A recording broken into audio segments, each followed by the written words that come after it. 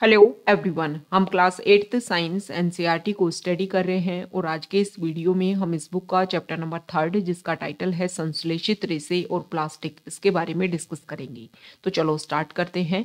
Chapter को start किया है कुछ बेसिक बातों के साथ में कि हम सभी पोशाक पहनते हैं। पोशाक का निर्माण कपड़े से होता है और कपड़े का निर्माण प्राकृतिक अथवा कृत्रिम स्रोतों से प्राप्त रेसों से किया जाता है।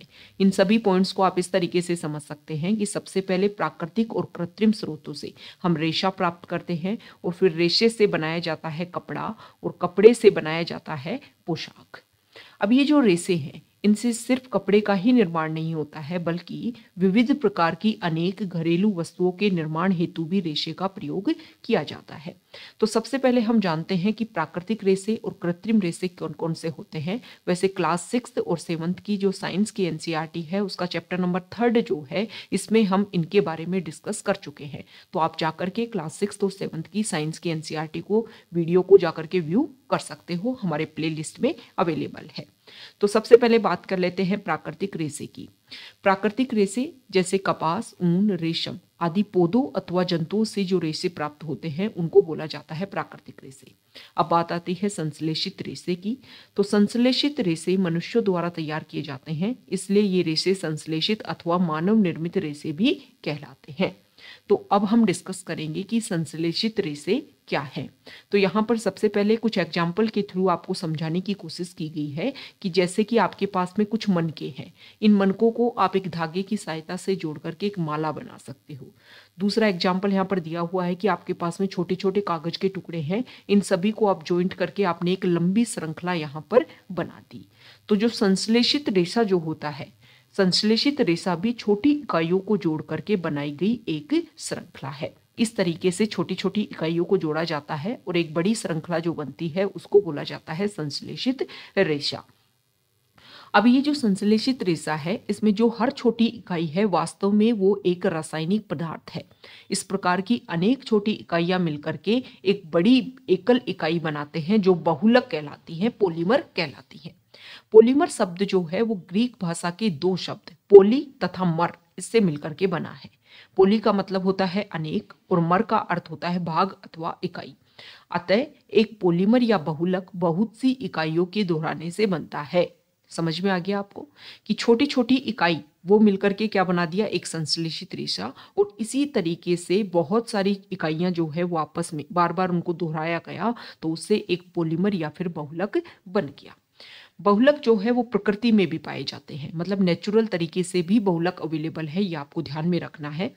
देखो बहुत सारे जो एग्जाम होते हैं जब उसमें क्वेश्चन पूछे जाते हैं कम्पिटिटिव एग्जाम में, तो क्वेश्चन जब पूछा जाएगा तो बहुलक को लेकर के, मान लो बहुलक को लेकर के क्वेश्चन पूछा गया तो आपको 2-3 स्टेटमेंट दे देंगे। एक स्टेटमेंट दे दिया जाएगा कि बहुलक जो है वो सिर्फ और सिर्फ रासायनिक प्रकार से ही प्राप्त किए जा सकते हैं, बहुलक जो है वो प्राकृतिक रूप से भी अवेलेबल होते हैं। तो इस तरीके से 2-3 स्टेटमेंट देकर के पूछ लेंगे कि कौन कौन से इसमें सत्य है। तो जो भी आपकी एनसीईआरटी है, अगर आप किसी भी कंपटीशन एग्जाम की प्रिपरेशन कर रहे हैं तो एनसीईआरटी आपके लिए मस्ट है। और स्पेसिफिक अगर आप किसी स्टेट पीसीएस या अदर स्टेट रिलेटेड एग्जाम की प्रिपरेशन कर रहे हैं तो आपके स्टेट में जो भी बुक चलती है वो आपके लिए इंपॉर्टेंट हो जाती है। ओके, तो इन सारे पॉइंट्स को आप ध्यान में रखते हुए हर स्टेटमेंट को, हर लाइन को जो है वो बहुत ही बारीकी से आपको पढ़ना होता है। अब बहुलक प्रकृति में भी पाए जाते हैं। उदाहरण के लिए कपास जो है वो एक बहुलक है जो सेलुलोज कहलाता है। सेलुलोज बड़ी संख्या में ग्लूकोज इकाइयों द्वारा निर्मित होता है। अब हम डिस्कस करेंगे, अभी हमने देख लिया कि संश्लेषित रेशे क्या होते हैं। अब संश्लेषित रेशों के कौन कौन से प्रकार हैं जिनका हम डेली यूज भी करते हैं, उन सभी के बारे में बेसिक बातें हम यहाँ पर पढ़ेंगे। तो संश्लेषित रेशों के प्रकार, और पहला प्रकार है रेयोन। तो क्लास 7 में हमने पढ़ा था कि रेशम कीट से प्राप्त किया जाता है। रेशम जो है वो रेशम कीट से प्राप्त किया जाता है। और रेशम की खोज कहाँ हुई थी, तो चाइना में हुई थी। बहुत लंबे टाइम तक जब रेशम का उत्पादन होने लगा तो इसको कड़ी सुरक्षा में गोपनीय रखा गया, इसलिए ताकि इस प्रक्रिया के बारे में किसी और को ना पता चल सके और रेशम का उत्पादन सिर्फ चाइना में हो। रेशम जो है, रेशम रेशा जो होता है वो बहुत महंगा होता है, लेकिन इसकी जो सुंदर बनावट होती है वो प्रत्येक व्यक्ति को मोह लेती है।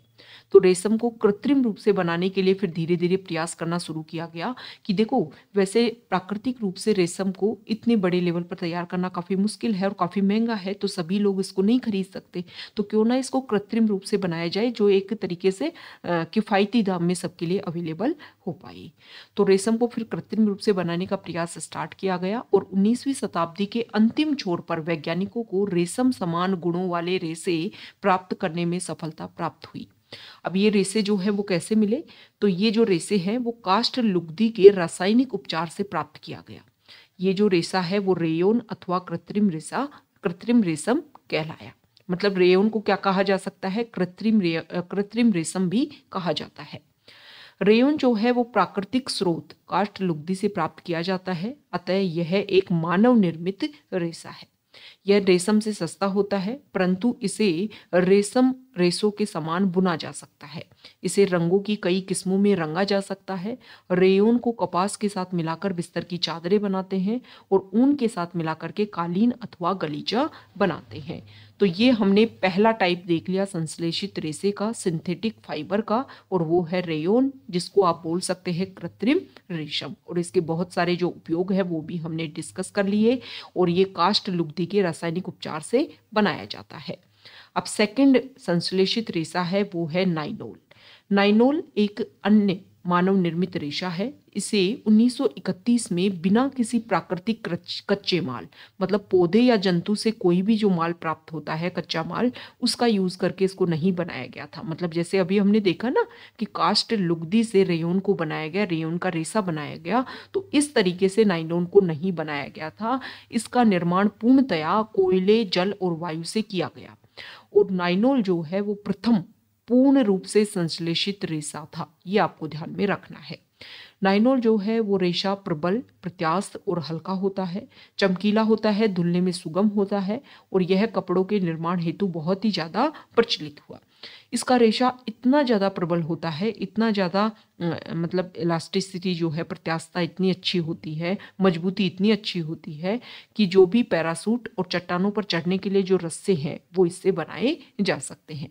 नाइनोल से निर्मित कई वस्तुओं को उपयोग में लाते हैं हम, जैसे कि जुराबे, रस्से, तंबू, दांत साफ करने का ब्रश, कारों की सीट के पट्टे, स्लीपिंग बैग, शयन थैला, पर्दे, ये सभी जो है वो नाइनोल से बनाए जाते हैं। नाइनोल का उपयोग पैरासूट, और यहाँ पर अभी हमने डिस्कस किया कि चट्टानों पर चढ़ने की जो रस्सी है उसका निर्माण करने में भी इसका उपयोग किया जाता है। एक नाइनोल का जो तार जो होता है वो इस्पात के तार से भी अधिक प्रबल होता है। तो ये नाइनोल के बारे में हमने बेसिक बातें डिस्कस की। इसके बाद में कुछ यहाँ पर एक्टिविटी दी हुई है कि किस किस तरीके से आप इनकी जो मजबूती है उसको जान सकते हो। अब थर्ड नंबर पर संश्लेषित रेशा आता है पॉलिएस्टर और एक्रिलिक। पॉलिएस्टर जो है वो भी एक संश्लेषित रेशा है। ये जो पॉलिएस्टर होता है, इस रेशे से बने कपड़े में आसानी से सलवटें नहीं पड़ती, सपाट रहता है, सरलतापूर्वक धुल जाता है, और यह वस्त्र सामग्री हेतु पर्याप्त उपयोगी पदार्थ है। मतलब वस्त्र निर्माण करने के लिए बहुत ज़्यादा उपयोगी है कि बिना सलवटों के, मतलब धोने के बाद में इसमें सलवटें नहीं पड़ती हैं, तो ऐसा कपड़ा जो है वो काफ़ी ज़्यादा लाइक किया जाता है। तो हम सभी लोगों ने सुंदर पॉलिएस्टर कमीज और अन्य परिधान, अन्य कपड़े जो हैं वो जरूर पहने होंगे। अब टेरिलिन जो है वो पॉलिएस्टर का एक प्रकार है और एक लोकप्रिय पॉलिएस्टर है। इसे बहुत महीन रेशों में खींचा जा सकता है, जिन्हें फिर किसी अन्य तंतु समान बुना जा सकता है। ओके, तो हमने देख लिया पॉलिएस्टर के बारे में। अब यहाँ पर बताया गया है, पहेली जो है वो बोलती है कि उनकी मदर जो है वो चावल और चीनी इन सभी के लिए, मतलब इन सबको स्टोर करना होता है, तो वो पेट की बोतलें जो हैं, पेट के जो बर्तन हैं प्लास्टिक के, वो खरीदती हैं। तो पेट क्या होता है? PET, polyethylene terephthalate. तो बहुत सारे एग्जाम में इस तरीके की टर्म का जो कंप्लीट फॉर्म है वो भी पूछ लिया जाता है, तो पेट का कंप्लीट फॉर्म आपको पता होना चाहिए। पेट जो है ये भी एक प्रकार का पॉलिएस्टर है और इसका उपयोग बोतल, बर्तन, फिल्म, तार और अन्य बहुत से उपयोगी उत्पाद बनाने हेतु किया जाता है। पॉलिएस्टर होता क्या है? देखो, पॉलिएस्टर, पॉली प्लस एस्टर, वास्तव में एक ऐसा रसायन जो एस्टर कहलाता है, और एस्टर की जब कई इकाइयों की पुनरावृत्ति जो होती है तो उसको बोला जाता है पॉलिएस्टर। एस्टर वे रसायन है जो फलों को उनकी गंध प्रदान करते हैं। इससे बहुत सारे कपड़े जैसे कि पॉलीकोट, पॉलीवूल, टेरिकोट आदि नामों से बेचे जाते हैं। और इन नामों से ही जैसे हमें पता चल रहा है कि पॉलीकोट, पॉलीकोट मतलब पॉलिएस्टर और कपास का ये मिश्रण है। पॉलीवूल मतलब पॉलिएस्टर और वूलन का, ऊन का ये मिश्रण है। ओके, तो ये हमने देख लिया पॉलिएस्टर के बारे में। अब बताया गया है यहाँ पर एक्रिलिक के बारे में कि देखो हम सर्दियों में स्वेटर पहनते हैं, शॉल और कंबल भी ओढ़ते हैं। इनमें से बहुत से जो शॉल, कंबल, स्वेटर जो हैं वो प्राकृतिक ऊन से निर्मित नहीं होते। हालांकि लगते हमें ऊन के जैसे ही हैं कि ऊन से ये बने हैं, लेकिन ऊन से नहीं मिलते। ये अन्य प्रकार के संश्लेषित रेशे से तैयार किए जाते हैं जो एक्रिलिक कहलाता है। प्राकृतिक स्रोतों से प्राप्त ऊन काफ़ी महंगी होती है। मतलब जो आप जैसे कि आपको भेड़ से, बकरी से या याक से जो आप ऊन प्राप्त करते हो बहुत ज़्यादा महंगी होती है। लेकिन एक्रिलिक से बनी वस्तुएं जो हैं वो काफ़ी ज़्यादा सस्ती होती हैं, विविध रंगों में भी उपलब्ध होती हैं और संश्लेषित रेशे अधिक टिकाऊ और पहुंच के भीतर होते हैं, जिससे ये प्राकृतिक रेशों की हमेशा अधिक लोकप्रिय होते हैं। तो ये तो इम्पोर्टेंट आपको ध्यान में रखना है कि संश्लेषित रेशा जो है वो हमेशा प्राकृतिक रेशों से सस्ता होता है, जिसकी वजह से जनता में आसानी से अपनी पहुंच बना पाता है। लेकिन इसका नुकसान भी होता है। नुकसान ये है कि जैसे क्लास 6 में हम पढ़ चुके हैं कि प्राकृतिक रेशों को जब हम जलाते हैं तो इजीली जल जाते हैं, लेकिन जब हम संश्लेषित रेशों को आप जलाओगे तो वो जल नहीं पाएंगे। इसमें वो पिघल करके, मतलब गर्म होकर के पिघल जाते हैं, जल नहीं पाते हैं पूर्णतः, गर्म होकर के पिघल जाते हैं। तो ये एक संश्लेषित रेशों का एक हानिकारक गुण है। यदि आपने कपड़े पहने हुए हैं, हमने कपड़े पहने हुए हैं संश्लेषित रेशों के, और अगर आग लग जाती है तो बहुत ही ज़्यादा आपदाजनक ये हो सकता है। इसमें कपड़ा पिघल जाता है और पहनने वाले व्यक्ति के शरीर से चिपक जाता है। तो हमेशा ये ध्यान में रखा जाना चाहिए कि प्रयोगशाला में या फिर रसोई घर में अगर आप काम कर रहे हो तो संश्लेषित वस्त्र आपको नहीं पहनने चाहिए। सभी संश्लेषित रेशे जो हैं वो पेट्रोलियम मूल के कच्चे माल जो पेट्रो रसायन कहलाते हैं उनसे विविध प्रक्रमों द्वारा तैयार किए जाते हैं। ओके, तो ये हमने संश्लेषित रेशों के विभिन्न प्रकारों के बारे में डिस्कस किया। अब संश्लेषित रेशों के जो गुणधर्म हैं उनके बारे में हम देख लेते हैं। देखो, जो संश्लेषित रेशे हैं, जो पहले भी हमने देखा, ये थोड़े सस्ते होते हैं, जिसकी वजह से आराम से नॉर्मल जो जनता है वो इसको इजीली खरीद पाती है। संश्लेषित रेशे अद्वितीय गुणधर्म वाले होते हैं जो इन्हें परिधान सामग्री हेतु लोकप्रिय बनाते हैं। ये जो परिधान हैं वो शीघ्र सूखते हैं, अधिक चलाऊ, कम महंगे, आसानी से उपलब्ध और रख रखाव में सुविधाजनक होते हैं। ओके, अब देखो, संश्लेषित रेशा जो है वो प्राकृतिक रेशों की अपेक्षा कम जल सोखते हैं। ऐसा क्वेश्चन किया गया है, क्या सूखने में वो कम समय लेते हैं? तो आप जो है वो अपने घर में जो है कंपैरिजन कर सकते हो प्राकृतिक रेशों, मतलब कॉटन से बने हुए कपड़े में और संश्लेषित रेशे से जो कपड़ा बना हुआ है उसमें कंपैरिजन कर सकते हो। मूल्य के रूप में भी, टिकाऊपन के रूप में भी, रख रखाव को लेकर के भी, और उनका जो कितना पानी सोखते हैं, कितनी नमी देर उनमें रह पाती है, कितनी जल्दी सूखते हैं, इन सारे कंपैरिजन आप कर सकते हो। अब उसके बाद में यहाँ पर बात की गई है प्लास्टिक की, जो चैप्टर के टाइटल में था, संश्लेषित रेशे और प्लास्टिक। अब प्लास्टिक की हम बात कर लेते हैं। तो देखो, प्लास्टिक जो है वो आप डेली यूज में जो भी आप यूज करते हो, मैक्सिमम जो आपका सामान होता है डेली बेसिस पर, वो सभी हम प्लास्टिक यूज करते हैं। संश्लेषित रेशे की तरह प्लास्टिक भी जो है वो एक बहुलक है और सभी प्लास्टिक में इकाइयों की व्यवस्था एक ही प्रकार की नहीं होती है। कुछ में रेखीय होती है और कुछ में त्रियकबद्ध, क्रॉसबद्ध होती है। मतलब कुछ जो है सामान वो इस तरीके की संरचना, इस तरीके से जो है वो छोटी छोटी श्रृंखला मिलकर के सामान बनाया जाता है, कुछ में इस तरीके की संरचना होती है। प्लास्टिक की जो वस्तुएं हैं वो सभी आकारों में, सभी साइज में हमें अवेलेबल हो जाएंगी। प्लास्टिक आसानी से किसी भी सांचे में इसको ढाला जा सकता है, मतलब इसको कोई भी आकार दिया जा सकता है। प्लास्टिक का पुनर्चक्रण भी हो सकता है, इसे पुनः प्रयुक्त भी किया जा सकता है, इसे रंगा और पिघलाया जा सकता है। प्लास्टिक को बेलकर चादरों में बदला जा सकता है, इसकी तारें बनाई जा सकती हैं। मतलब प्लास्टिक के बहुत सारे उपयोग हैं। पॉलीथीन, पॉलीथीन क्या होता है? पॉली प्लस में एथीन, प्लास्टिक का एक उदाहरण है जो सामान उपयोग में आने वाली पॉलीथीन थैलियों बनाने के काम में आता है। अब यहाँ पर बताया गया है कि देखो, प्लास्टिक की वस्तुएं जो हैं वो सरलतापूर्वक उनको आप मोड़ सकते हो। कुछ मोड़ने वाले बल लगाने पर टूट जाती हैं, जबकि कुछ प्लास्टिक की बोतल जो है, जब उसमें गर्म डल डालते हैं हम, गर्म पानी उसमें डाला तो वो विकृत हो जाती है। तो जो प्लास्टिक गर्म करने पर आसानी से विकृत हो जाता है, सरलतापूर्वक मुड़ जाता है, उसको बोला जाता है थर्मोप्लास्टिक। पॉलीथीन और पीवीसी थर्मोप्लास्टिक के कुछ उदाहरण हैं। इनका उपयोग खिलौने, कंघियां और विभिन्न प्रकार के पात्रों के बड़े पैमाने पर निर्माण हेतु किया जाता है। थर्मोप्लास्टिक का यूज मतलब वो प्लास्टिक जिसको आपने खींचा, थोड़ा सा बल लगा करके अगर मरोड़ा तो वो टूट जाता है। दूसरी तरफ कुछ ऐसे प्लास्टिक भी होते हैं जिन्हें एक बार एक सांचे में डाल दिया जाता है तो इन्हें ऊष्मा देकर गर्म नर्म नहीं किया जा सकता। ये थर्मोसेटिंग प्लास्टिक कहलाते हैं और इसके दो उदाहरण हैं, बेकेलाइट और मेलामाइन। बेकेलाइट जो है वो ऊष्मा और विद्युत का कुचालक होता है, इसीलिए बिजली के स्विच हम देखते हैं कि बिजली के स्विच जो है वो प्लास्टिक से बनते हैं। बिजली का प्रवाह होता है लेकिन फिर भी वो पिघलते नहीं है। इसका कारण क्या होता है कि वो थर्मोसेटिंग प्लास्टिक से बने होते हैं। तो बिजली के स्विच, विभिन्न बर्तनों के हत्थे आदि बनाने में काम आते हैं ये प्लास्टिक, बेकेलाइट प्लास्टिक। मेलामाइन जो प्लास्टिक है वो भी एक बहुउपयोगी पदार्थ है और आग का प्रतिरोधक होता है। इसीलिए जो भी अग्निशमन संयंत्रों में जो लोग काम करते हैं उनके कपड़ों पर जो है वो मेलामाइन प्लास्टिक का एक क्या चढ़ा होता है, कवर चढ़ा होता है।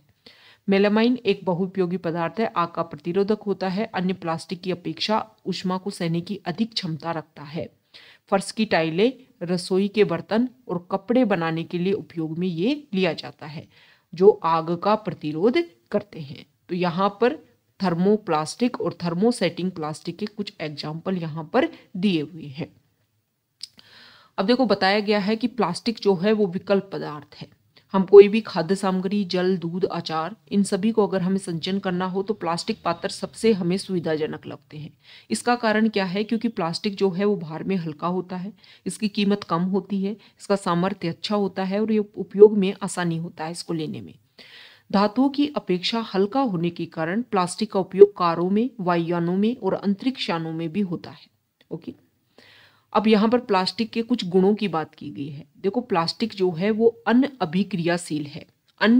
अनभिक्रियाशील है मतलब जैसे कि लोहे को आपने खुले में रख दिया तो वायु के साथ में और नमी के साथ में मिलकर के उसको जंग लग जाएगी।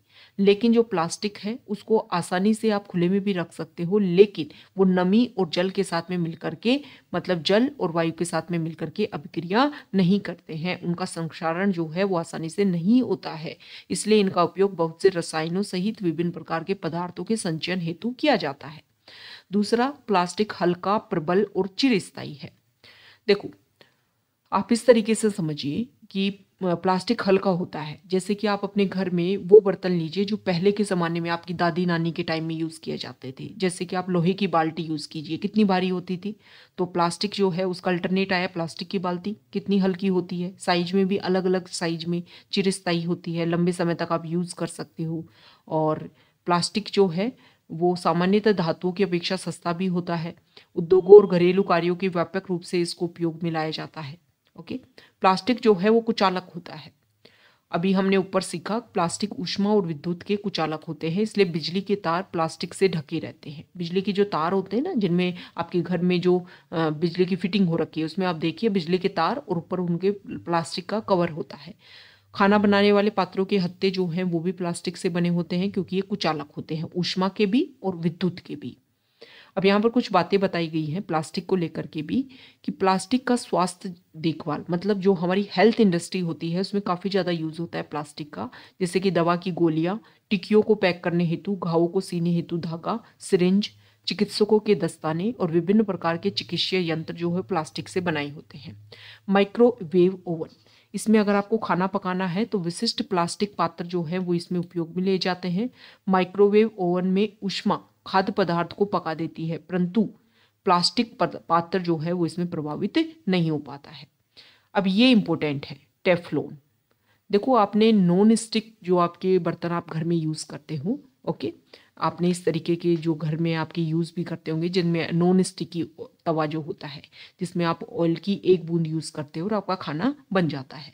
तो टेफ्लॉन एक विशेष प्रकार की प्लास्टिक है जिस पर तेल और जल चिपकता नहीं है। ये जो इस तरीके के जो बर्तन हैं वो भोजन पकाने के लिए पात्रों पर न चिपकने वाली परत लगाने के काम आता है। मतलब बर्तन पर टेफ्लॉन की परत लगा दी तो उसमें आप कम ऑयल में भी खाना बना सकते हो। नेक्स्ट है अग्नि से प्लास्टिक। देखो अभी हमने डिस्कस किया कि मेलामाइन जो प्लास्टिक होता है वो एक तरीके से किसका आग प्रतिरोधक होता है, इसलिए जो आग बुझाने वाले कर्मचारी होते हैं उनके परिधानों पर मेलामाइन प्लास्टिक की परत चढ़ी होती है जो उसे अग्निरोधक बना देती है। अब प्लास्टिक और पर्यावरण, देखो हम प्लास्टिक को बहुत ज़्यादा यूज़ करते हैं, हम घर से बाहर सामान लेने जाते हैं तो मैक्सिमम प्लास्टिक की जो थैलियाँ होती है उसमें हमें डाल करके दे दिया जाता है। इसी बुक के चैप्टर नंबर 2 में हमने डिस्कस किया था किसके बारे में, जो सूक्ष्म जीव हैं उनके बारे में। सूक्ष्म जीव क्या करते हैं कि हमारी प्रकृति में जो भी अपशिष्ट आता है, चाहे वो पेड़ पौधों का अपशिष्ट हो या फिर जानवरों का अपशिष्ट हो, इसको सूक्ष्म जीव जो हैं वो उनको अपघटित कर देते हैं और उनको सूक्ष्म सूक्ष्म पदार्थों में डिवाइड करते हैं, सूक्ष्म सूक्ष्म पार्ट्स में डिवाइड कर देते हैं जो हमारी प्रकृति में दोबारा से उनका रीयूज हो जाता है। लेकिन प्लास्टिक जो है वो उसको सूक्ष्म जीव भी अपघटित नहीं कर पाते। पदार्थ जो प्राकृतिक प्रक्रिया जैसे जीवाणु की क्रिया द्वारा अपघटित हो जाता है उसको बोला जाता है जैव निम्नीकरण पदार्थ, और वो पदार्थ जो प्राकृतिक प्रक्रियाओं द्वारा सरलता से विघटित नहीं होता उसे जैव अनिम्नीकरणीय पदार्थ कहलाता है। तो यहाँ पर कुछ अपशिष्ट है और उसके बारे में बता रखा है कि कौन से अपशिष्ट को अपहास होने में, उसको खत्म होने में कितना समय लगता है और पदार्थ की प्रकृति क्या है। जैसे कि सब्जी, फलों के छिलके, बचा हुआ भोजन, इसको 1 से 2 सप्ताह में अगर आप इसको जमीन में डालोगे तो 1 से 2 सप्ताह में खत्म हो जाएगा। जो छोटे जीव हैं, सूक्ष्म जीव जो हैं उसको अपघटन कर देंगी। तो जैव निम्नीकरण पदार्थ हो गया कागज, 10 से 30 दिन जैव निम्नीकरण हो गया। सूती कपड़ा 2 से 5 माह में अपघटन हो जाता है, जैव निम्नीकरण हो गया। लकड़ी 10 से 15 साल में जैव निम्नीकरणीय है। ऊनी वस्त्र लगभग 1 साल में जैव निम्नीकरणीय है। लेकिन टिन, एल्यूमिनियम और अन्य धातुओं के डिब्बे जो हैं इनको अपघटन होने में 100 से 500 साल जैव अनिम्नीकरणीय है। प्लास्टिक की थैलियाँ बहुत सारे साल, कोई टाइम ही डिसाइड नहीं है, जैव अनिम्नीकरणीय है। आप देख लीजिए, अगर आप ग्रामीण क्षेत्र से बिलोंग करते हैं तो अगर आपके खेतों में कोई प्लास्टिक की थैली है और वो जब दोबारा से हल चलाया जाता है, निकल करके ऊपर आती है, तो आप देखोगे कि वो वैसी की वैसी बनी रहती है, उसमें जो अपघटन है वो देखने को ही नहीं मिलता है। ओके, तो इसीलिए प्लास्टिक जो है वो काफ़ी नुकसानदायक है। तो जब भी आप घर से बाहर जाओ अपने जूट के थैला कैरी करो, कोई भी सामान जो है उसमें रख करके ले आओ, प्लास्टिक का यूज करना बंद करो। प्लास्टिक जो है वो अपघटित होने में कई साल ले लेता है, इसलिए पर्यावरण हितैषी नहीं है, पर्यावरण प्रदूषण का कारण बनता है। और जब इस संश्लेषित पदार्थ को जलाया जाता है, मतलब ऐसा भी नहीं है प्लास्टिक को आपने जलाया तो वो खत्म हो जाएगा, ना ना, पूर्णतः जलता ही नहीं है, बहुत लंबा समय लेता है और भारी मात्रा में विषैली गैसें इससे उत्सर्जित होती है। तो इसका समस्या का समाधान कैसे करें भाई, प्लास्टिक को कैसे खत्म करें, यूज ही मत करो, यूज जो है वो उसका अल्टरनेट यूज करना शुरू कर दो। ओके, तो प्लास्टिक अपशिष्ट को पुनःचक्रित करना बेहतर होगा। अधिकांश थर्मोप्लास्टिक पुनःचक्रित किए जा सकते हैं। ओके, जिन वस्तुओं का पुनःचक्रण किया जा सकता है उनकी आप सूची बनाइए, ऐसा यहाँ पर बताया गया है। क्लास 8 के हिसाब से यहाँ पर कुछ इंपॉर्टेंट पॉइंट्स रख रखे हैं, लेकिन यहाँ पर ये इंपॉर्टेंट बात है कि आप सभी को ध्यान में रखना चाहिए, एक उत्तरदायी नागरिक के रूप में 5R सिद्धांत को आप याद रखिए। उपयोग कम करिए, रिड्यूस, पुनः उपयोग करिए, रीयूज, पुनः चक्रित करिए, रिसाइकिल, पुनः प्राप्त करिए, रिकवर, और उपयोग ना करना, रिफ्यूज। इस प्रकार की आदतें जो हैं वो पर्यावरण के लिए काफ़ी ज़्यादा हितैषी है। तो यहाँ पर बताया गया है कि प्लास्टिक की थैलियों को हम यूज़ करते हैं। अब जानवर जो हैं, गाय और भी जो जानवर हैं वो इनको खा लेते हैं, खाने के बाद में उनके गले में फंस जाती हैं, आमाशय में जाकर के फंस जाती हैं और एक तरीके से उनके जाकर के शरीर में जो है वो परेशानी क्रिएट करती है, इनसे जानवरों की मृत्यु तक हो जाती है। अगर हम प्लास्टिक की थैलियों को इधर उधर फेंकते हैं तो ये नालियाँ जो हैं उनको अवरुद्ध कर देती हैं, और चिप्स, बिस्किट, अन्य खाद्य पदार्थों के रैपर सड़क पर, उद्यान, पिकनिक के स्थान पर हम फेंक देते हैं। तो हम एक उत्तरदायी नागरिक बने और इस तरीके से हमारा जो जगह है उसको हम क्लीन करके रखें। तो हमें क्या करना है, प्लास्टिक की थैलियाँ जलाशयों में, सड़क पर नहीं फेंकनी है। खरीदारी के लिए जाते समय सूती कपड़े का थैला या जूट का थैला घर से लेकर के जाएंगे। प्लास्टिक पदार्थों का उपयोग कम से कम करना है। उदाहरण के लिए प्लास्टिक के स्थान पर स्टील से बने भोजन रखने के डिब्बे को प्रयोग में ला सकते हैं। तो ये हमारा चैप्टर हो गया, चैप्टर नंबर 3, जिसमें हमने डिस्कस कर लिया संश्लेषित रेशों के बारे में और प्लास्टिक के बारे में। अब चैप्टर की जो समरी है वो हम देख लेते हैं, कौन कौन से इंपॉर्टेंट पॉइंट है। संश्लेषित रेशे और प्लास्टिक जो है वो प्राकृतिक रेशों की भांति बहुत बड़ी इकाइयों से निर्मित होते हैं, जो बहुलक कहलाते हैं। बहुलक अनेक छोटी इकाइयों से निर्मित होते हैं, जबकि प्राकृतिक रेशे पौधों और पौधों और पशुओं से प्राप्त होते हैं। संश्लेषित रेशे जो हैं वो पेट्रो रसायन के रासायनिक प्रक्रम से प्राप्त होते हैं। प्राकृतिक रेशों की भांति इन रेशों को भी कपड़ों के रूप में बुना जा सकता है। संश्लेषित रेशों का उपयोग घरेलू वस्तुओं जैसे रस्से, बाल्टी, फर्नीचर, पात्र आदि से लेकर वायुयान, जलयान, अंतरिक्षयान, स्वास्थ्य सेवा आदि उच्च विशिष्टता वाले उपयोग में भी लिया जाता है। संश्लेषित रेशों के वृहद निर्माण हेतु उपयोग में लिए गए रसायनों के प्रकार के आधार पर इन्हें रेयोन, नाइनोल, पॉलिएस्टर और एक्रिलिक नाम इनके रख दिए गए हैं। विभिन्न प्रकार के जो रेशे हैं वो अपनी प्रबलता, जल अवचूषण क्षमता, दहन प्रकृति, मूल्य, चिरस्थायित्व आदि गुणों में परस्पर भिन्नता रखते हैं। प्लास्टिक के बिना जो है वो आज का जीवन आप कल्पना नहीं कर सकते हैं। चाहे घर में चाहे बाहर प्लास्टिक चारों तरफ है। प्लास्टिक द्वारा हमारा जो पर्यावरण है काफ़ी नुकसान होता है। इसको जलाने पर विषैली गैसें उत्पन्न होती है। भूमि पर डाल दें तो कई सालों तक ये नष्ट नहीं हो पाता है और इसीलिए ये जैव अनिम्नीकरण प्रकृति का होता है। तो हमें आवश्यकता है कि संश्लेषित रेशों और प्लास्टिक का उपयोग हम इस तरीके से करें कि इनके अच्छे गुणों का हम आनंद ले सकें और साथ ही साथ सजीव समुदायों के पर्यावरणीय संकट को न्यूनतम कर सकें। तो ये हमारा चैप्टर नंबर 3 था जिसको हमने कंप्लीट किया है। तो अगर आप यहाँ तक आए हैं, वीडियो आपको अच्छा लगा है तो प्लीज़ वीडियो को लाइक कर दीजिए, शेयर कर दीजिए और चैनल को सब्सक्राइब कर दीजिए। Okay, thank you.